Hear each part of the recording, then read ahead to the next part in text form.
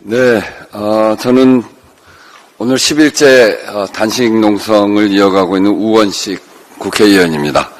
오늘 1일 브리핑을 하게 됐는데요. 1일 브리핑은 함께 김혜정 대표가 함께합니다. 우리 김혜정 대표는 현재 지속가능발전연구센터 공동대표를 맡고 계시고 원자력안전재단 이사장 그리고 원안위 비상임위원으로 활동을 한 바 있습니다. 그래서 이 원자력 방사능 문제에 대해서 가장 전문적 역량을 갖고 계신 분입니다. 그러면 13회차 1일 질문 브리핑을 시작하겠습니다. 오늘의 질문은 IAEA 보고서가 오염수 방류라는 국제적 범죄 행위의 면죄부가 됩니까?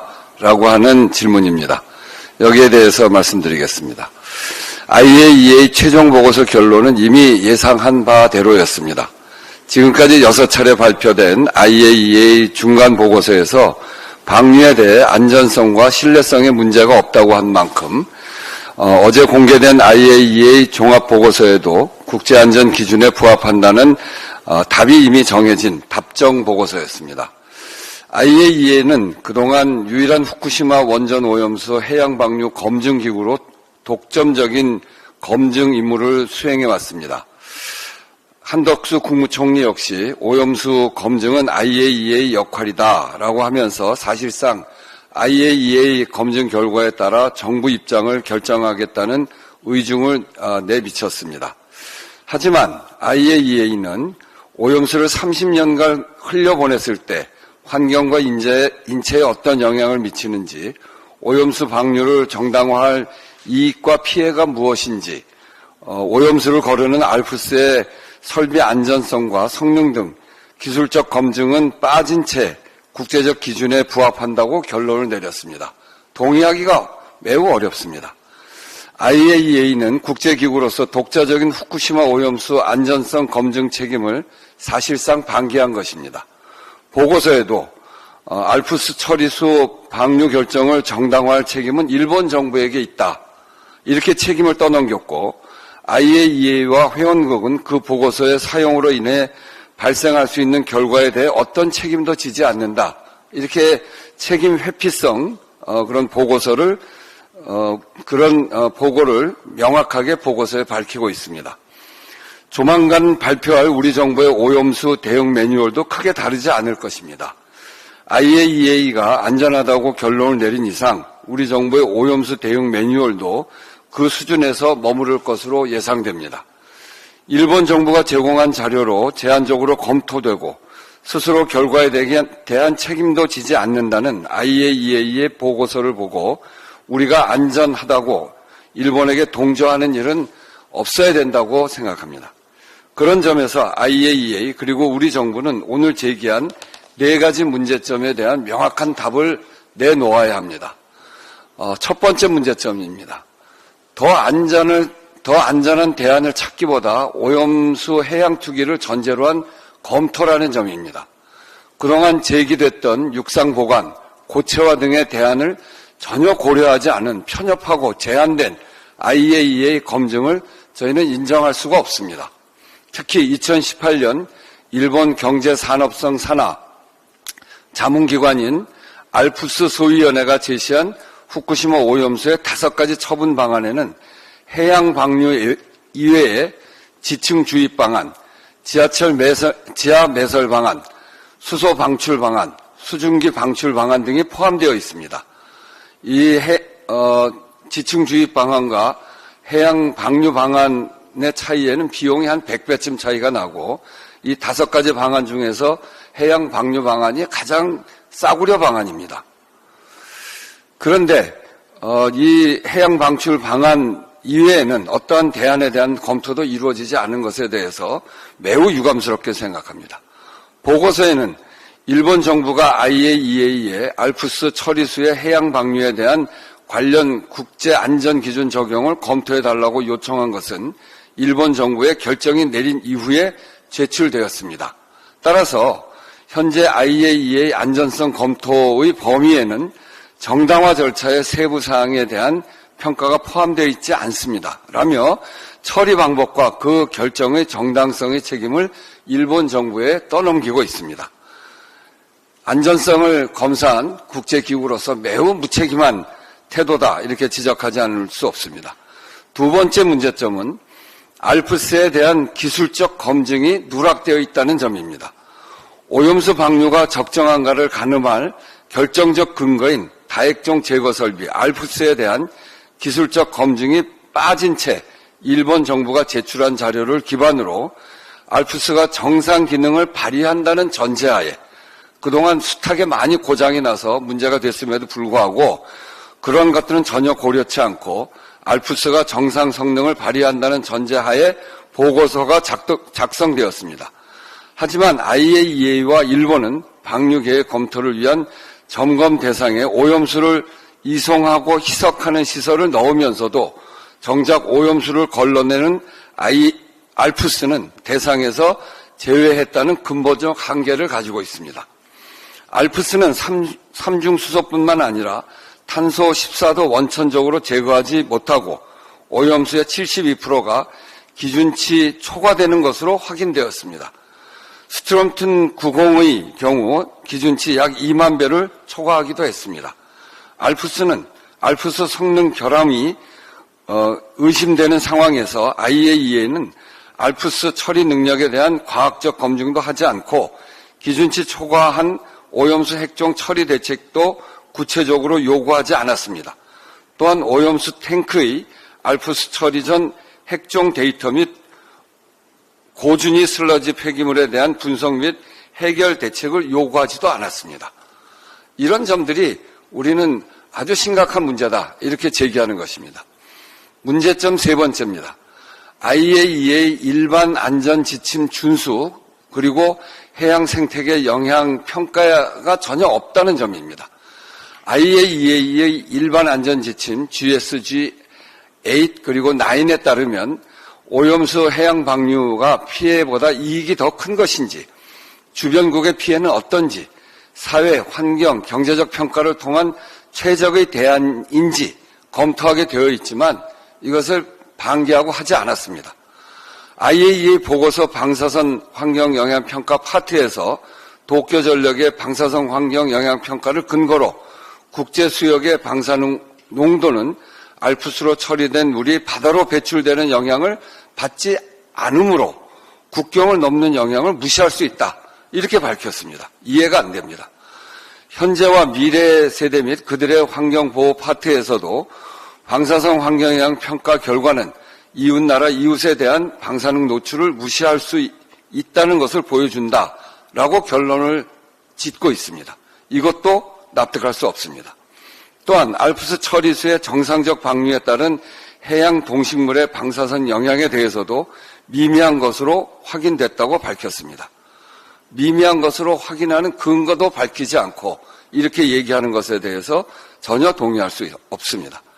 IAEA는 도쿄전력의 방사성 핵종의 해양 확산 시뮬레이션 결과를 근거로 오염수가 방류돼도 국내에 끼칠 영향이 미미할 것이라고 결론을 지었습니다.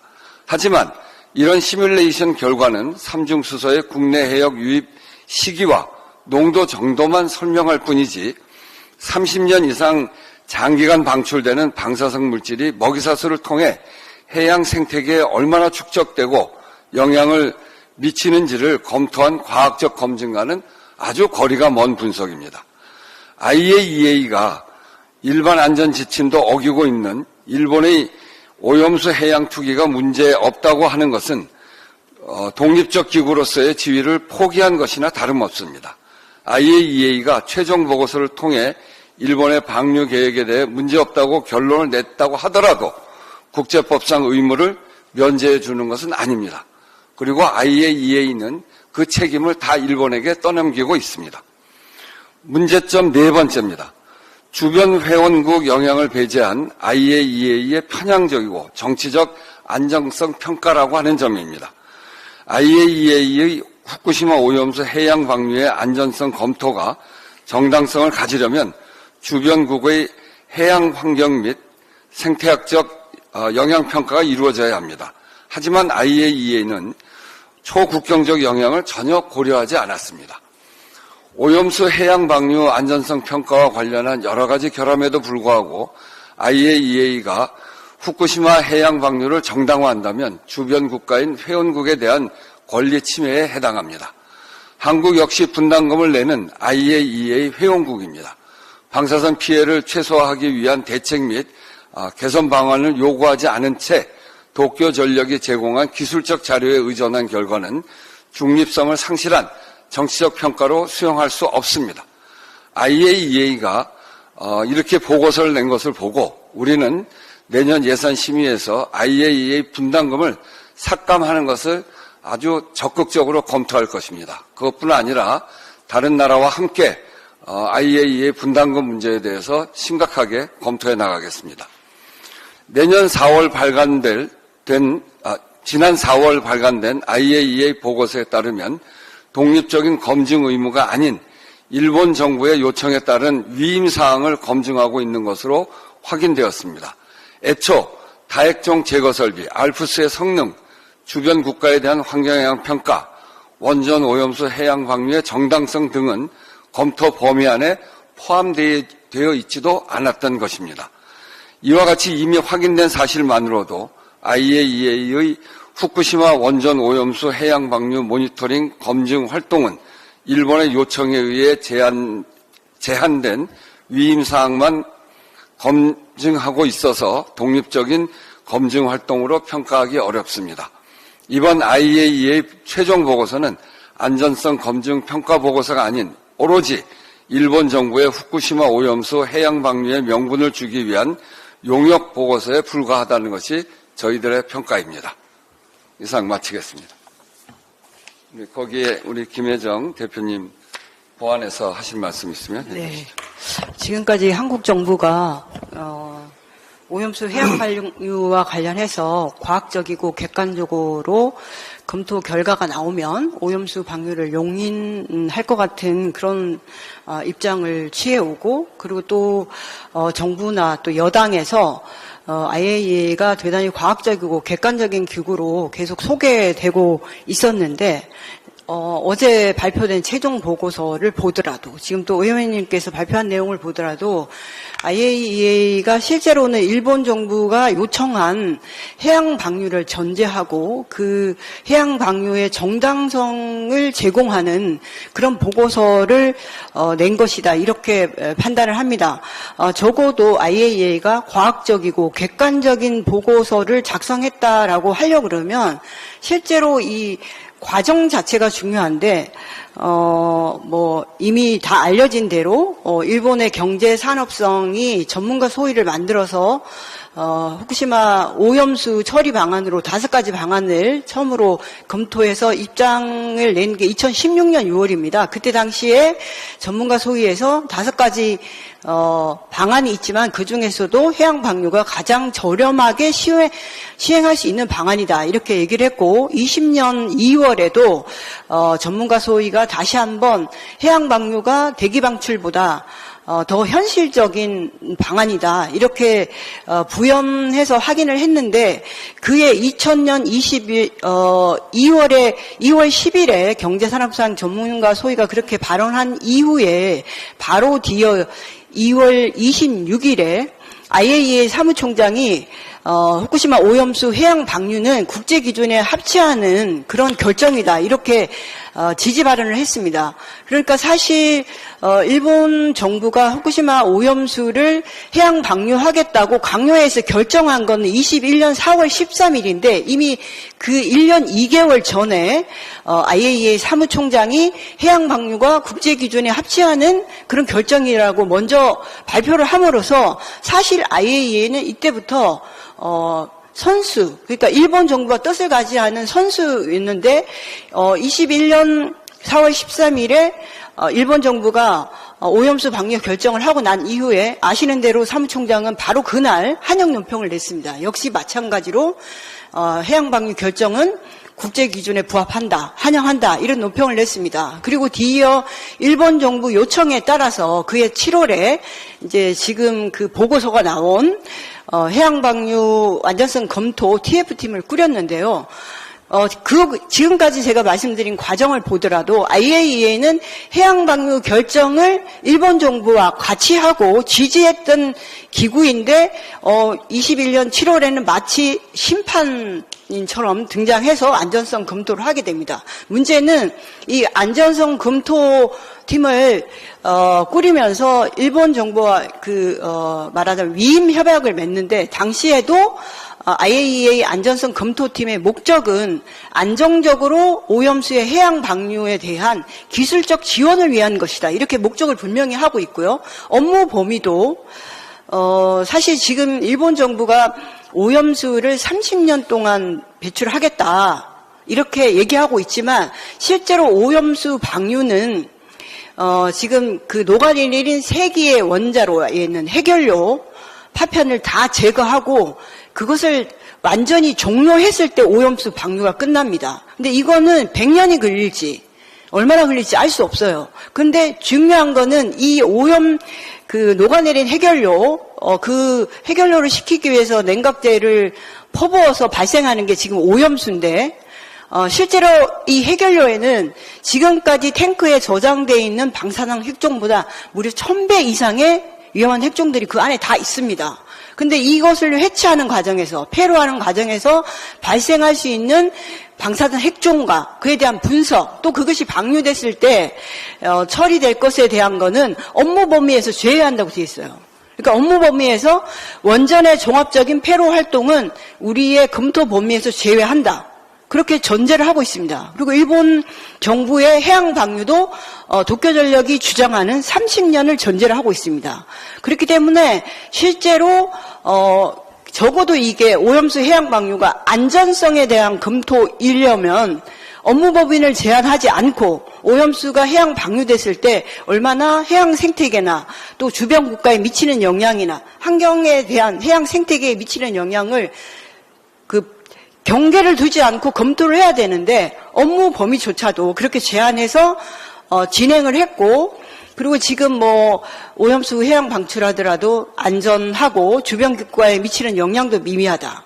그렇게 이제 단정적으로 얘기를 하고 있는데, 아까 이제 의원님께서 발표하신 대로 안전하고 주변 국가에 미치는 영향은 안전하다. 해양 생태계도 미치는 영향이 거의 미미한 수준이다. 미래 세대에 미치는 영향도 없다고 할 수 있다. 이렇게 단정적으로 얘기하면서 실제로는 또 이 결과에 대해서는 책임을 전혀 지지 않는다는 이율배반적인 발표를 하고 있습니다. 그렇게 단정적으로 안전하다고 주장하려면 그 연구 결과에 대해서도 책임을 진다라고 해야 되는데 버젓이 IAEA는 그 연구 결과는 책임질 수 없고 일본 정부가 결정하는 일이다. 그리고 우리는 또 이 결정을 권장하거나 지지하는 것도 아니다. 이런 이율배반적인 보고서를 발표한 그 IAEA 보고서를 우리가 과연 과학적이고 객관적이고 중립적이라고 할 수 있는가? 이 부분에 대해서 저는 피해 국가가 그리고 실제로 그 오염수 해양 방류와 관련해서 어떤 우리 주변 국가의 의견도 수렴되지 않는 그런 상황에 그 보고서의 문제점이 지적이 돼야 된다고 생각을 하고요. 그 다음에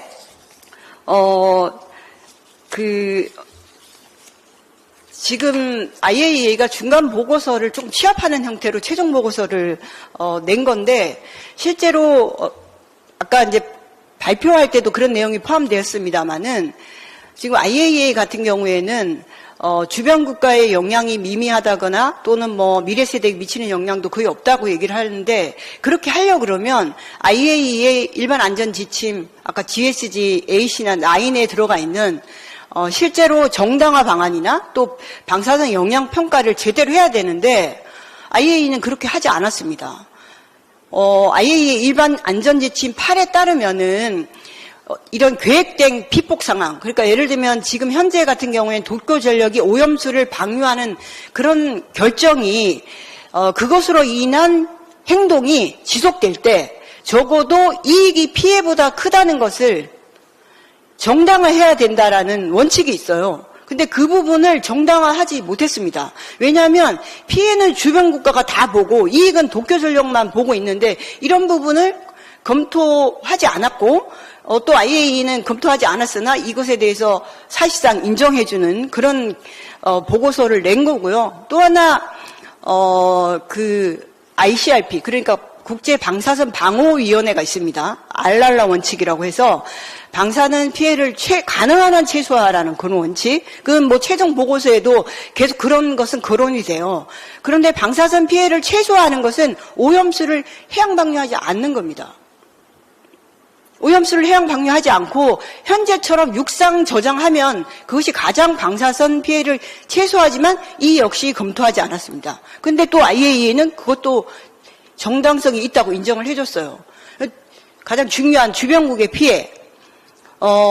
IAEA 일반 안전 지침에서 그 일반 안전 지침 9인데 거기에서는 이 방사선 영향 평가를 할 때 해양 생태계의 영향이나 또는 생물 축적, 뭐 방사능 물질 생물 축적 이런 것들을 하도록 하고 있지만 도쿄전력을 하지 않았습니다. 그리고 지표정도 겨우 갈조류, 광어, 개 이 세 가지 지표정을 했는데 그것에 대해서도 적합하다고 IAEA가 인정을 해주고 해양 생태계 영향이나 생물 축적에 대해서 그 평가를 하지 않았지만 이 부분도 도쿄전력의 평가를 동의를 해줬습니다. 그러니까 전적으로 IAEA가 이 검토 보고서를 지금까지 만들면서 그리고 또 최종 보고서를 만들 때도 이 모든 자료는 도쿄전력이 제공한 자료를 전적으로 리뷰하고 검토해서 보완하고 기술적으로 보완하는 그런 보고서에 취합하니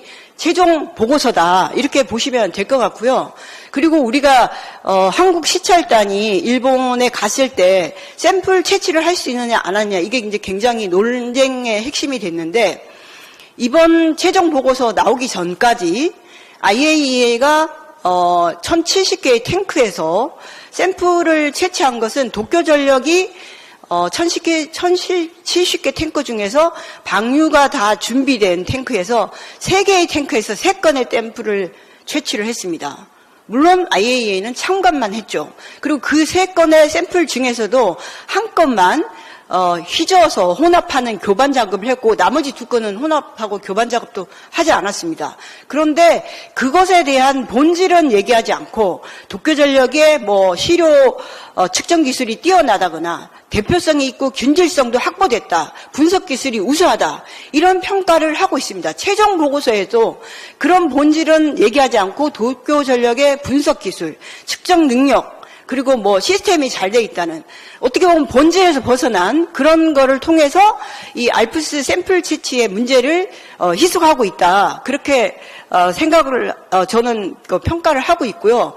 그리고 지금 뭐 오늘인가 그 여당의 우리 바다 지키기 TF 위원장께서 IAEA의 뭐 전문가 11명이 참여해서 2년간 뭐 검토한 내용을 안 믿으면 누가 뭘 믿냐 이렇게 얘기를 하셨다고 하는데 정확히 말하면 2년 동안 한 것도 아니지만 2021년 7월에 IAEA하고 일본 정부 협약을 하고 실제로 2022년부터 그 검토팀이 실질적인 활동을 했는데 지금까지 이 전문가 11명하고 그다음에 IAEA 사무국 직원들 뭐 다 쳐도 20명 미만인데 이 팀이 가서 일본에 지금 네다섯 차례 정도 갔습니다. 상주한 것이 아니고요. 가면 5일 정도 있어요. 그래서 이틀 정도는 그 한국 시찰단이 갔을 때의 그 일정하고 거의 같습니다. 그러니까 한번 가면 경제산업성하고 도쿄전력하고 한 이틀간 미팅을 해요. 이게 서류 페이퍼 이제 리뷰한 거, 뭐 이런 거 저런 거 보완하고 질의응답하고, 그 다음에 후쿠시마 원전 현장에 가서 한 이틀 정도 돌아봅니다. 그리고 또 이제 와서 종합적으로 이제 정리하고 끝내고, 그리고 또 한 번은 가가지고 일본의 원자력 규제위원회를 만나가지고 한 이틀 정도 회의하고 또 이틀 정도 현장에 갔다가 돌아오고 그렇게 하는데 IAEA 종합 보고서를 보면 이 전문가들이 뭐 국가대표라고 쓰여 있지 않고요. 그냥 볼런티어라고 소개되어 있습니다. 한국에서 참여한 전문가도 직장은 여기 원자력 안전기술원이에요. 출장 갑니다. 그때 일본의 이 IAEA 그 현장 모니터링하고 할 때. 그렇게 해서 4-5차례 갔다 온 거가 상조에서 이거를 검토한 것도 아니고 IAEA 사무국 직원이야 좀 더 갔을 수도 있겠죠. 그런 상황에서 이 검토 보고서가 나온 것이기 때문에 이게 무슨 대단히 과학적이고 객관적으로 보고서가 만들어졌다 이렇게 우리가 평가하기에 여러 가지 한계가 많이 있다라고 생각을 하고, 그런 점에서 우리 국민의 안전 입장에서 IAEA 검토 보고서가 제대로 조사가 되지 않고 분석이 되지 않은 부분에 대해서는 저희가 받아들일 수 없다고 생각하고, 제가 지금까지 설명드린 내용으로도 충분히 IAEA 보고서가 문제가 많고 과학적이고 객관적이 아니라 오히려 일본 정부 맞춤형으로 만들어진 용역 보고서다. 그리고 실제로는 그야말로 정치적인 그런 보고서라고 평가할 수밖에 없다고 저는 생각합니다. 네, 수고하셨습니다. 잘 설명이 된 것 같고요. 제가 끝내기 전에 2가지 사건만 좀 말씀을 드리겠습니다. 하나는 런던 협약에서 방사능 폐기물을 바다에 투입을 전면 못하게 한 것이 93년 11월인데요.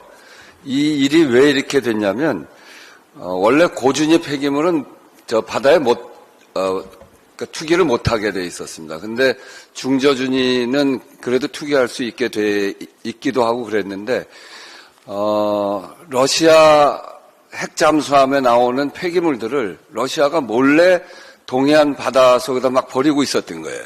그러니까 거기에는 여러 가지가 섞여 있었는데, 그거를 일본이 알고 93년에 아주 문제 제기를 한 겁니다. 아주 원천적으로 이거는 잘못됐다.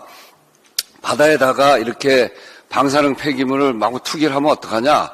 그래서 막 문제 제기를 했고, 또 IAEA도 일본의 문제 제기에 대해서 그건 올바른 문제 제기다.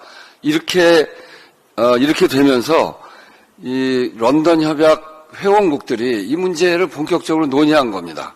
그래서 11월 달에 런던 협약 당사국 회의에서 토론을 통해서 중저준위 폐기물까지 방사능 폐기물은 바다에다가 절대 투기하지 못한다. 이렇게 런던 협약에서 다시 개정을 해서 금지하게 된 게 93년의 일입니다.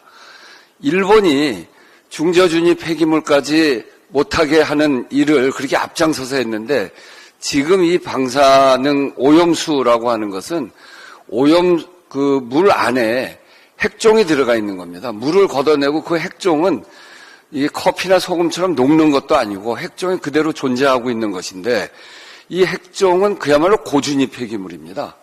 이 고준위 폐기물이 생태계를 통해서 먹이사슬을 거쳐서 사람 몸속에 들어오면, 생체에 들어가면 그것이 미치는 영향은 엑스레이나 이런 거하고 바깥에서 오는 그 방사능의 이런 문제와 완전히 다른 거거든요. 이제 그런 점에서 93년 이 방사능 폐기물을 해양 투기에 완전 금지하게 된 이유는 일본이 앞장서서 바다에 투기를 못하게 한 그런 점이 있었다는 점. 근데 지금과 비교해 보면 일본은 고준위 폐기물을 바다에 넣겠다라고 하는 거니까 굉장히 이율배반적이고요. 또 하나는 79년에 있었던 쓰리마일 그 섬에 있는 원전 사고와 관련된 일인데요. 그때 쓰리마일 그 원전 폭발이 되니까 미국의 원자력 규제위원회하고 그 사업자하고 같이 해서 삼중수소가 포함되어 있는 오염수를 강에다 버리려고 했습니다. 강에다 투기하려고 했는데, 그 강 주변에 있는 랭커스 시티의 주민들이 절대 안 된다. 이건 있을 수 없는 일이다. 이렇게 막기 시작해서 미국 원자력 규제위원회와 또 원전 사업자, 그리고 이 시민을 대표하는 이해관계자, 이런 분들이 13년 동안 78회의 토론을 거칩니다. 그래서 이 강에 투기하는 것은 하지 않기로 하고 증기 방출 방안으로 그렇게 해서 이 오염수를 처리했다는 것을 말씀드리고요. 그런 점에서 보면 지금 일본이 이런 쓰리마일 원전 폭발 사고 때 이런 문제를 겪었는데, 그때 강에다 투기를 하지 않고 증기 방출 방안으로 했는데, 이런 전례가 있음에도 불구하고 일본이 이것을 해양 투기하겠다는 것은 매우 잘못된 일이다. 오늘 몇 차례 얘기를 했는데, 이걸 제가 다시 한번 말씀을 드리겠습니다. 이게 2011년에 후쿠시마 원전이 폭발하고 난 다음에 지금 말씀드린 대로 핵종이 나오는 오염수가 계속 생기게 되니까 점점 많아지니까 일본도 고민을 한 겁니다. 그래서 2018년에 일본 경제산업성 산하 알프스 소위원회에다 이걸 어떻게 처리하면 좋겠냐 방안을 좀 내달라. 그래서 그 알프스 소위원회가 5가지 방안을 냅니다. 그 2018년에 방안을 냈는데요. 그 첫 번째 방안이 지층 주입 방안입니다. 이거는 땅 2,500m를 파서 그 안에다가 오염수를 집어넣자고 하는 겁니다. 그러면 이게 우리가 피해 볼 일이 없죠. 그거는 3조 6,340억 원이 들어가는 그런 방안이에요. 두 번째는 지하 매설 방안입니다. 이거는 시멘트하고 이 물을 섞어서 그러면 딱딱하게 굳지 않습니까? 그게 콘크리트죠. 콘크리트를 만들어서 지하에다 매설하자는 거예요. 그거는 1조 5천억 정도가 됩니다. 세 번째는 핵종하고 물이 같이 있는 거니까 물만 날리면 핵종만 남잖아요. 그래서 수소를 넣어서 물을 분해시키는 그런 처리하는 수소 방출 방안. 이건 한 1조 정도 듭니다. 그리고 지금 3마일 그 원전 폭발 사고 때 썼던 방식인데 이걸 데펴가지고 수증기로 다 날리는 겁니다. 수증기 방출 방안. 그거는 한 3,200억쯤 듭니다. 그리고 마지막 방안이 해양 방출 방안인데 310억 원 듭니다. 완전히 싸구려로 제일 손쉽게 처리할 수 있는 방안을 일본이 채택하고 있는 겁니다.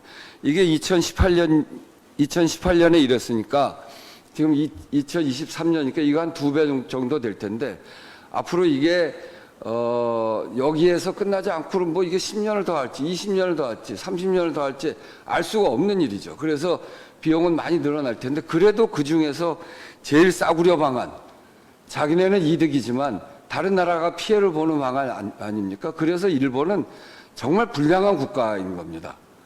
그런데 우리나라는 뭡니까? 일본은 이득이 있기 때문에 제일 싸구려로 한다고 하지만 우리는 아무런 이득도 없이 일본이 이 제일 싸구려 방안, 제일 불량한 방안으로 처리하겠다는데 거기에 동조하는 일본이 버리겠다는 물을 우리 총리는 마시겠다고 하니 정말 답답한 일입니다. 일본이 아주 불량한 국가로 기록이 된다면 우리나라는 정말 바보 같은 국가로 기록이 되지 않을까. 그게 정말 걱정입니다. 네. 제가 좀 마지막으로 한두 가지만 좀 말씀드리고 싶은데요. 짧게 하셔야 네. 그 알프스 처리한 탱크의 기준치 초과 72% 하는 부분에 대해서 최종 보고서에서 이거를 뭐 몇 번을 정화해서 구체적으로 기준치 이내로 방류하겠다. 이런 부분이 전혀 담기지 않았습니다.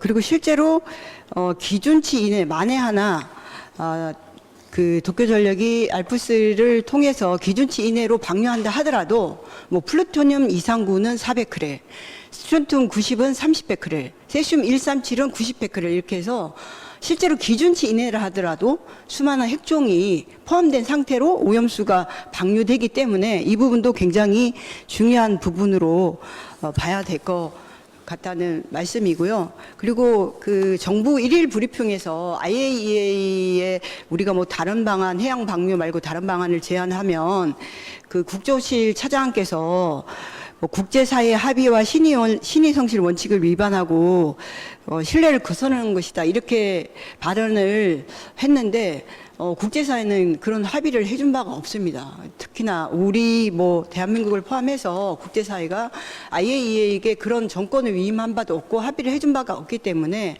우리가 이 보고서에 대한 비판적인 문제 제기를 하는 거라고 생각합니다. 네, 이상입니다. 네, 이상 마치겠습니다.